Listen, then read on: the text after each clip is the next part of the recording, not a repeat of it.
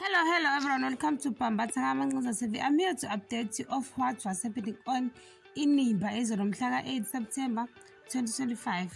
Okay, sikhumbule ukuthi uHlathi wagcina engene nesicabha kazoleka ngoba nakhe ezofuna u-50% wakhe.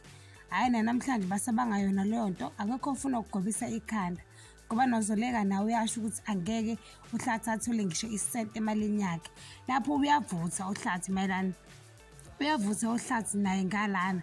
UZoleka uyambuza ukuthi uyifuna kanjani imali yomuntu ongafuni ukuthi ayofunda.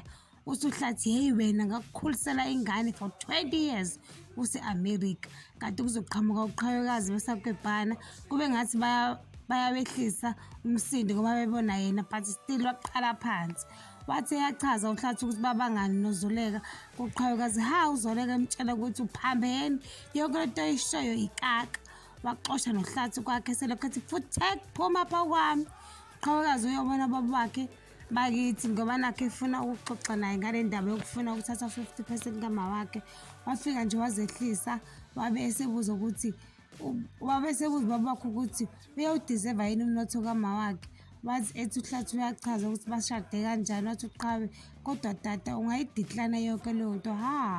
Wabe usezithintile embuza ukuthi wazini nge-divorce ngoba into engabe uyayinaka le ndaba yakho noma wethu nicacise ukuthi nenze njani. Wabe sethi uqhamukazi uyachaza ukuthi ayikho ngami lento, ayikho ngami noma wethu lento tata. Wavele wangamuzwa uHlathi. uLukhanya ubhuti kaZoleka uzombheka ngoba phela uthethe yamfonela bezwa ukuthi akekho right efonini. Wavele wazifikela yena mathupha, wafika wambuza ukuthi udliwa yini. Wabe sechaza ukuthi umshado wakhe uyahlukanisa. Washo ukuthi uHlathi ufuna izinto zakhe azisebenzele kanzima engazi nokuthi uthathe ini wahlanganisa nani. Wavele wadena uLukhanya wagana unwabu esho khona ukuthi uyasangana uHlathi lonto le yonke lonto angeke ayibone.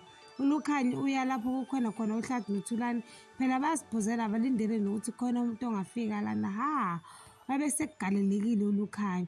Wabe sebuza uHlathi ukuthi ubani wena ozovela uqhamuke ufuna ukuthatha imali kaZoleka ekubeni uZoleka le mali eyisebenzele kanzima kangaka.